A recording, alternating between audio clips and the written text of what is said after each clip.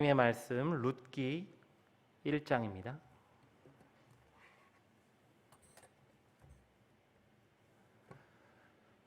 룻기 1장 1절부터 22절까지 한 절씩 교독하겠습니다. 사사들이 치리하던 때에 그 땅에 흉년이 드니라. 유다 베들레헴의 한 사람이 그의 아내와 두 아들을 데리고 모압 지방에 가서 거류하였는데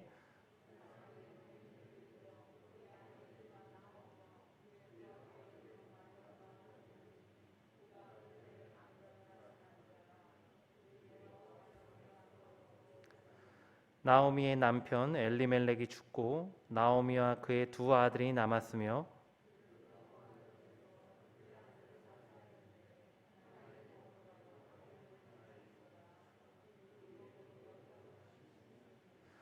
말론과 기럨 두 사람이 다 죽고 그 여인은 두 아들과 남편의 뒤에 남았더라.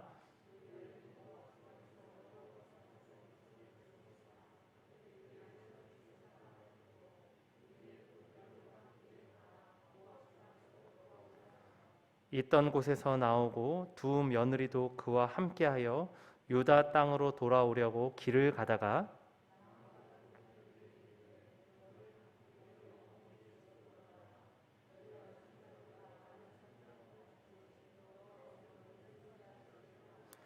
여호와께서 너희에게 허락하사 각기 남편의 집에서 위로를 받게 하시기를 원하노라 하고 그들에게 입맞춤에 그들이 소리를 높여 울며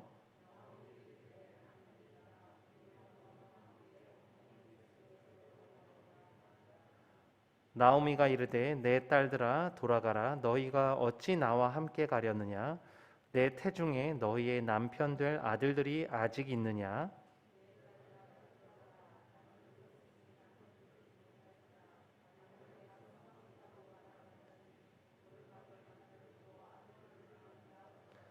너희가 어찌 그들이 자라기를 기다리겠으며 어찌 남편 없이 지내겠다고 결심하겠느냐? 내 딸들아 그렇지 아니하니라. 여호와의 손이 나를 치셨으므로 나는 너희로 말미암아 더욱 마음이 아프도다 하매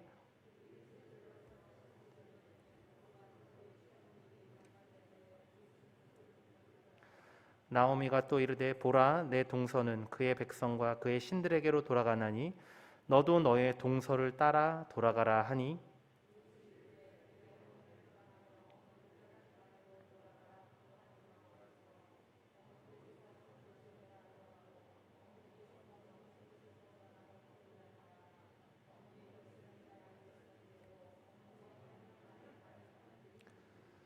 어머니께서 죽으시는 곳에서 나도 죽어 거기 묻힐 것이라.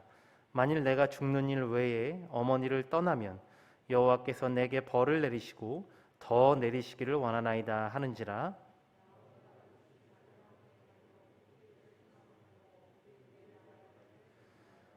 이에 그 두 사람이 베들레헴까지 갔더라. 베들레헴에 이를 때엔 온 성읍이 그들로 말미암아 떠들며 이르기를 이가 나오미냐 하는지라.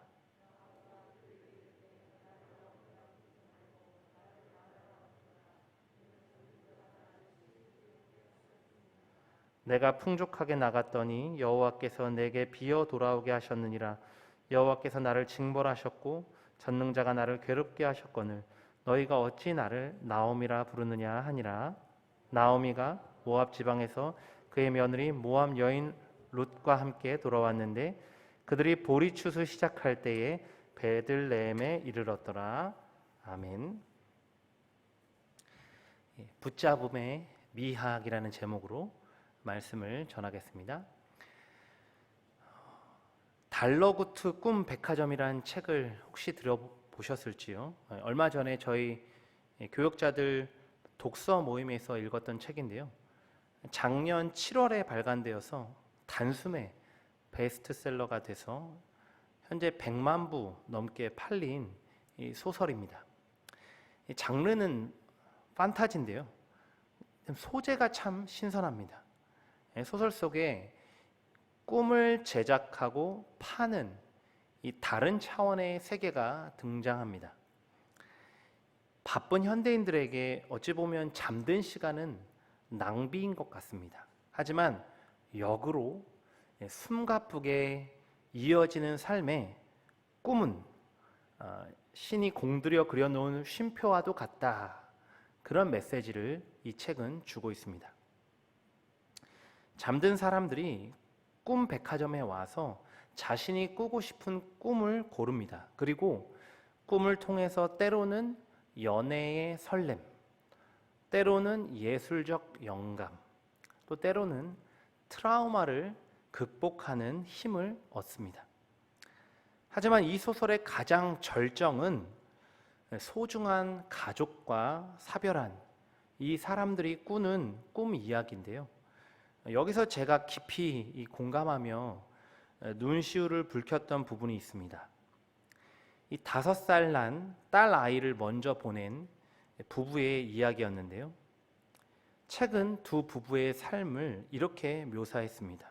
그날 밤 두 사람은 침대에 누워 등을 맞대고 돌아 누웠다. 부부는 딱 아이가 누울 만큼의 자리를 습관처럼 남기고 누웠다. 그 공간이 서로의 울음소리가 들리지 않을 만큼 먼 거리는 아니었지만 둘은 서로가 상대의 울음소리를 못 들은 척 해주며 지냈다. 부부는 꿈 백화점에서 추천받은 꿈을 통해서 먼저 떠나보낸 딸을 만납니다. 그리고 꿈에서나마 아이와 못다한 대화를 나누고 아이를 품에 안죠. 잠에서 깬 이 두 부부를 책에는 다음과 같이 묘사합니다. 부부는 이게 전부 꿈이라는 걸 알았지만 진짜 딸을 만난 것처럼 벅찼다. 두 사람은 동시에 잠에서 깼다. 부부는 엉킨 이불을 서로 감싸 안듯 사이에 껴안고 있었다. 그리고 완전히 정신이 들었을 때 서로 말없이 손깍지를 끼고 한참을 누워 있었다. 마침 저희 셋째가 현재 5살이고 딸입니다.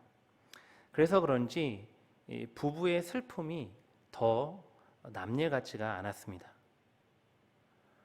그런데 이런 일이 어디 판타지 소설에만 일어나겠습니까? 우리 주변에도 가족을 먼저 떠나보내고 큰 아픔을 겪는 분들을 보게 됩니다. 그리스도인들은 이런 고통의 순간을 어떻게 극복해야 할까요? 사별한 가족을 꿈에서라도 만나길 바라는 이 절절한 슬픔이 어떻게 치료되고 어떻게 회복될 수 있을까요? 오늘 본문에도 이러한 깊은 슬픔 또 절망 가운데 처해인 한 여인이 등장하죠. 바로 나오미입니다. 오늘 본문 1절과 2절에 의하면 나오미의 가족들은 본래는 유다 베들레헴 출신이죠. 1절에 보면 유다 베들레헴의 한 사람이, 또 2절에 유다 베들레헴 에브라 사람들이더라, 2번 반복하고 있습니다. 이것은 그들이 본래 하나님의 백성 이스라엘이라는 정체성의 강조죠. 그런데 그 땅에 흉년이 들자 나오미의 남편이죠, 엘리멜렉은 본토를 떠나서 모압 지방으로 갑니다. 1절에 보면 처음에는 잠시 거류할 목적으로 갔는데 2절에 보면 이내 모압 땅에 정착해 살게 되었음을 보여줍니다. 그들에게는 두 아들 말론과 기럝이 있었는데요. 4절에 의하면 이 두 아들은 모압 여인, 그러니까 오르바와 룻과 결혼하죠. 신명기 7장 3절에 이런 율법이 있는데요. 또 그들과 혼인하지도 말지니 내 딸을 그들의 아들에게 주지 말 것이요 그들의 딸도 내 며느리로 삼지 말 것은. 모세는 이스라엘이 이방 여인과 혼인하지 말 것을 명령했습니다. 그런데 나오미의 두 아들은 이 율법을 무시하고 이방 여인과 결혼을 한 거죠. 엘리멜렉 역시 흉년이 지나갔으면 다시 베들레헴으로 돌아와야 했는데 그는 안정적인 모압 땅을 택했고요. 그 모압 땅에서 그 모압 문화에 동화되어서 이스라엘의 정체성을 잃은 채 살은 겁니다. 그러던 어느 날 나오미의 남편 엘리멜렉이 죽죠. 그리고 모압 땅에 거주한 지 딱 10년째 되던 그 해에 두 아들인 말론과 기럨마저 목숨을 잃습니다. 주석가들은 이 모든 불행의 시작이 베들레헴을 떠난 엘리멜렉의 결정에서 왔다라고 말하는데요. 하나님 백성의 정체성을 잃어버린 삶에 가해진 심판일 수 있다, 이렇게 해석을 합니다. 물론 엘리멜렉의 모압 거주, 또 두 아들의 결혼 모두 잘못된 결정이었죠. 하지만 남겨진 세 여인은 어떻습니까? 당시에 결정권이라고는 거의 없었던 여인들에게 새 남편의 죽음은 너무 가혹하지 않습니까? 잘못된 결정은 주로 남자들이 했는데 그 고통은 고스란히 여성들의 몫이 되었습니다. 고대 근동에서 여인이 남편을 잃고 홀로 남겨진다는 것은 어떤 의미일까요? 신분적인 권리뿐만이 아니라 경제력까지 다 한순간에 잃는 거죠. 남편을 떠나보낸 지 얼마 안 돼요. 두 아들까지 한꺼번에 잃게 되었습니다. 나오미의 심정이 어떻겠습니까? 그 슬픔과 절망은 이루 말할 수 없죠. 노모와 두 며느리, 이렇게 세 여인만 남은 상황에서 그들이 무엇을 할 수 있었겠습니까? 그저 한숨과 탄식으로 하루하루를 보낼 수밖에 없었을 것입니다. 남편과 두 아들을 보낸 슬픔을 감수하면서 또 한편으로는 당장 다음 끼니를 걱정해야 할 처지였습니다. 나이든 유다 출신 과부가 이방 땅 모압 땅에서 살아가는 것은 너무 처절했습니다.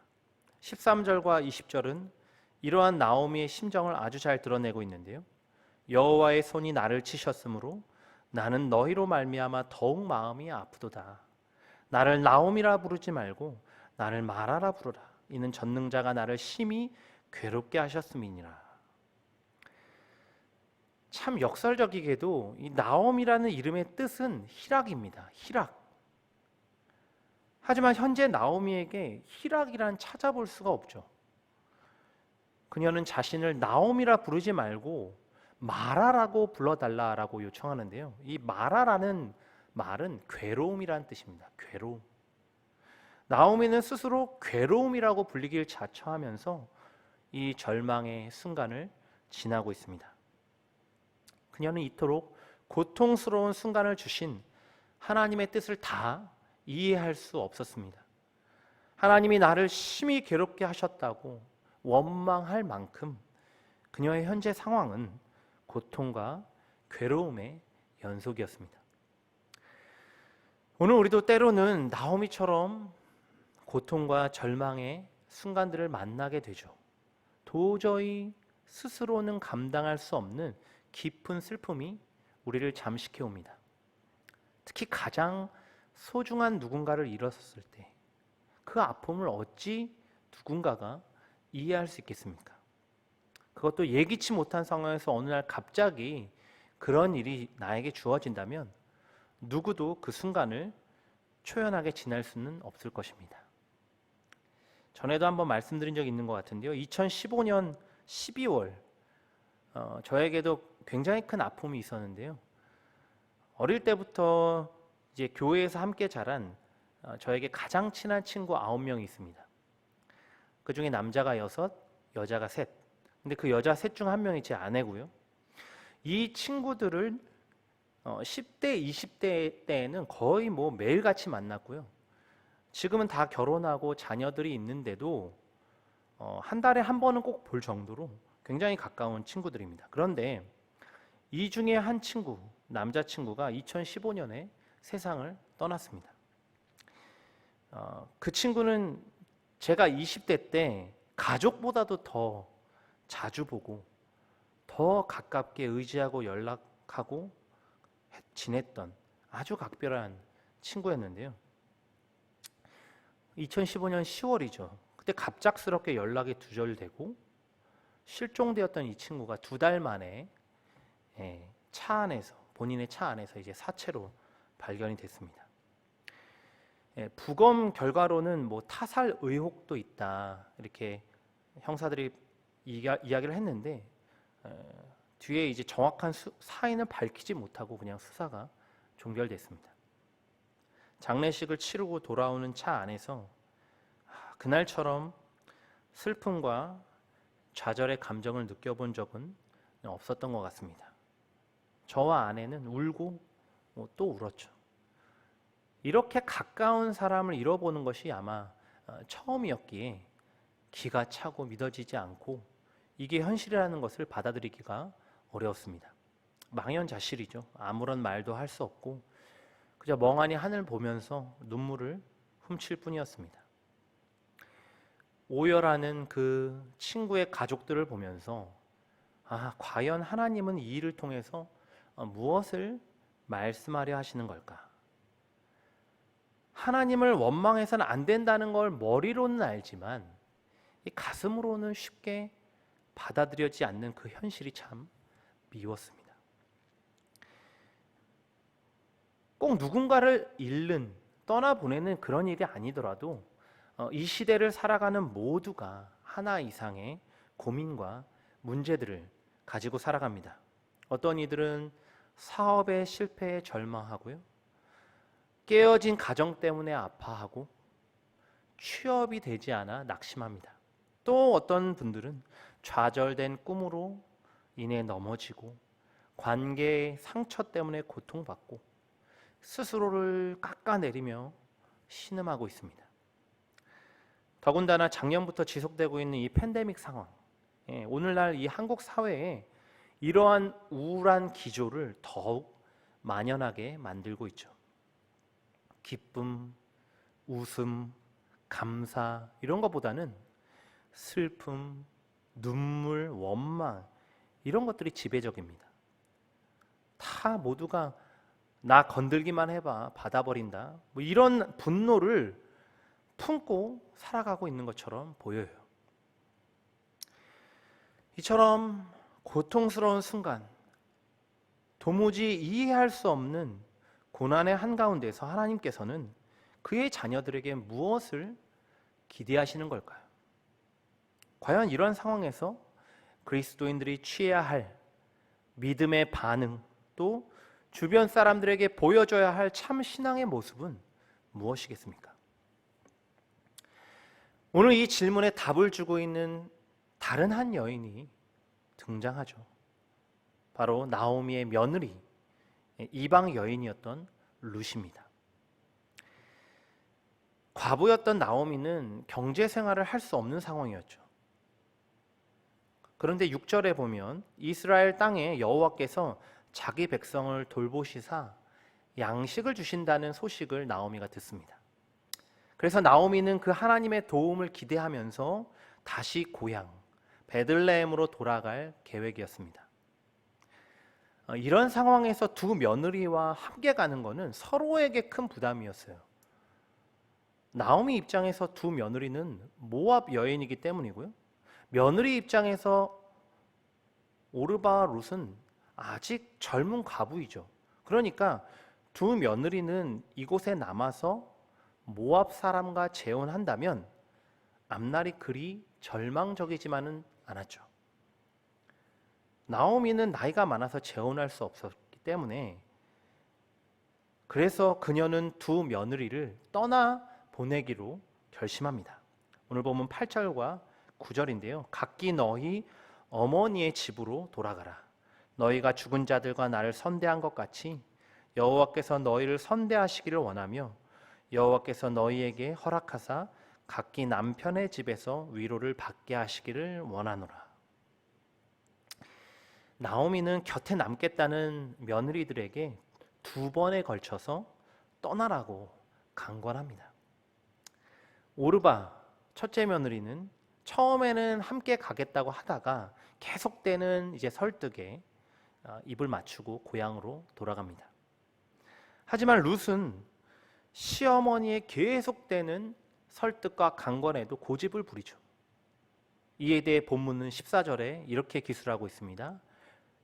굉장히 중요한데요. 룻은 그를 붙쫓았더라. 우리 같이 한번 따라해 볼까요? 룻은 그를 붙쫓았더라. 한 번 더 하겠습니다. 룻은 그를 붙쫓았더라. 오늘 설교의 핵심입니다. 여기서 붙쫓았더라라고 번역된 단어가요, 들러붙다, 밀착시키다 이런 뜻을 가지고 있습니다. 근데 흥미로운 거는 성경에서 이 단어가 가장 먼저 나오는 곳이 창세기 2장 24절이라는 점입니다. 한번 볼까요? 이러므로 남자가 부모를 떠나 그의 아내와 합하여 한 몸을 이룰지로다. 여기서 합하여라고 번역된 단어가 바로 오늘 본문의 붙쫓았더라와 같은 단어예요. 하나님께서 사람을 지으시고 아담과 하와에게 한 몸을 이루라고 명령하십니다. 그분은 부부를 통해서 최초로 하나 되어야 할 인간 관계를 정립해 주신 거죠. 한 몸을 이루는 부부만큼 단단히 밀착되고 결합된 인간관계는 없습니다. 하나님은 이 한 몸 된 부부를 통해서 당신의 삼위일체 형상을 피조 세계에 드러내시길 원하신 거죠. 룻은 사실 모압 여인입니다. 어찌 보면 오르바처럼 시어머니 나오미와 헤어질 수도 있었어요. 아니, 그게 적어도 그 상황에서는 훨씬 합리적이고 안전한 선택이었습니다. 하지만 룻은 나오미를 결코 떠나지를 않죠. 오히려 부부만큼이나 밀착된 관계를 나오미와 맺기를 결단합니다. 룻은 단순히 시어머니와의 인간적인 도리 때문에 이런 결단을 한 게 아닙니다. 그녀는 나오미가 믿는 하나님, 그 언약 백성으로서 살아가고자 하는 간절한 소망이 있었기 때문에 이 신앙의 결단으로서 룻은 시어머니를 붙쫓았던 것입니다. 룻에게 나오미는 단순히 시어머니가 아니죠. 그녀에게 나오미는 하나님의 언약 백성으로 들어갈 수 있는 축복의 통로였습니다. 룻은 이렇게 생각한 겁니다. 시어머니에게 붙어 있는 것이 하나님께 붙어 있는 거고, 시어머니에게 신실하게 대하는 것이 하나님 앞에서의 신실한 삶이다. 이를 잘 보여주는 본문이 오늘 본문 16절 17절인데요. 우리 같이 한번 자막을 통해서 읽어보겠습니다. 룻이 이르되 내게 어머니를 떠나며 어머니를 따르지 말고 돌아가라 강권하지 마옵소서. 어머니께서 가시는 곳에 나도 가고 어머니께서 머무시는 곳에서 나도 머물겠나이다. 어머니의 백성이 나의 백성이 되고 어머니의 하나님이 나의 하나님이 되시리니 어머니께서 죽으시는 곳에서 나도 죽어 거기 묻힐 것이라. 만일 내가 죽는 일 외에 어머니를 떠나면 여호와께서 내게 벌을 내리시고 더 내리시기를 원하나이다 하는지라. 아멘. 여기서 룻은 나오미와의 약속을 4가지 단어로 표현하는데요. 첫째, 어머니께서 가시는 곳에 나도 가고, 둘째, 어머니께서 머무시는 곳에서 나도 머물겠나이다. 셋째, 어머니께서 죽으시는 곳에서 나도 죽어. 마지막 4번째, 나도 거기 묻힐 것이라. 룻은 나오미와 함께 걷고 머물며 죽고 묻히겠다 결단합니다. 뒤로 갈수록 그 의미가 확장되면서 강조의 어조를 띠고 있죠. 룻은 어떤 일이 있어도 나오미를 떠나지 않겠다 약속합니다. 이는 결코 하나님을 떠나지 않겠다는 룻의 신앙 고백이자 하나님의 언약 백성으로서 그 특권을 포기할 수 없다는 소망의 결단이었습니다. 룻은 가장 절망적인 순간, 아무것도 할 수 없는 그 순간에 하나님을 붙잡았습니다.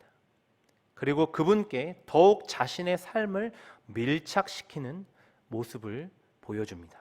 바로 이것이 절망적인 고난 가운데 그리스도인들이 취해야 할 믿음의 반응이요, 참 신앙의 모습인 줄 믿습니다. 지선아 사랑해라는 책을 쓴 저자 이지선 교수님을 혹시 아시는지요? 현재는 이 한동대에서 교수로 재직 중이신데요. 그녀는 23살의 꽃다운 나이에 교통사고를 통해서 전신에 화상을 입습니다. 그 사고는 억울하게도 음주운전자가 낸 사고였는데요. 전신 55%의 3도 이상의 화상을 입습니다. 사고를 당할 당시 그녀는 이 이화여대를 다니면서 한창 아름다움을 뽐내던 시기였는데요. 모든 의사들이 포기할 정도로 상황은 굉장히 심각했습니다. 7개월간의 입원, 30번이 넘는 수술. 그녀는 책을 통해서 그 상황을 이렇게 짧게 설명했습니다. 죽지 못해 살았습니다.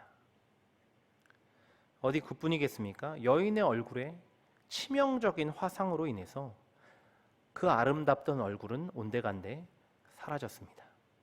매일매일 고통 가운데 신음하면서 그녀는 늘 이렇게 물었습니다. 하나님, 어찌하여 나에게 이런 일을 주십니까?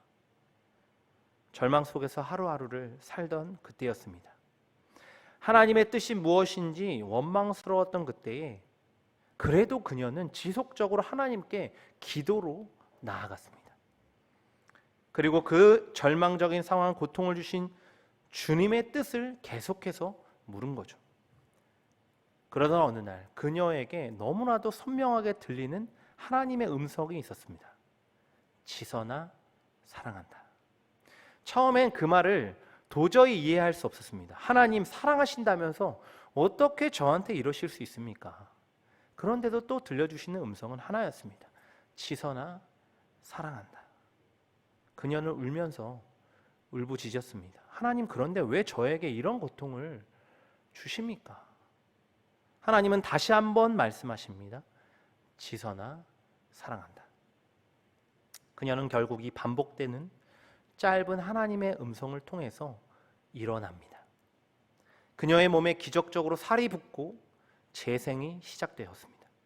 건강이 회복된 이후에 그녀는 사회복지 공부에 매진하기 시작했고, 보스턴 대학에서 재활 상담 석사학위를 받았고요. 컬럼비아 대학에서는 사회복지 석사학위를 받았고요. UCLA에서 사회복지 박사과정을 마치고 돌아와서 국내에서 지금 교수 겸 작가라고 살아가고 있습니다. 현재도 그녀는 많은 사람들에게 책과 강연을 통해서 웃음과 희망을 전하는 메신저로서 활동하고 있는데요.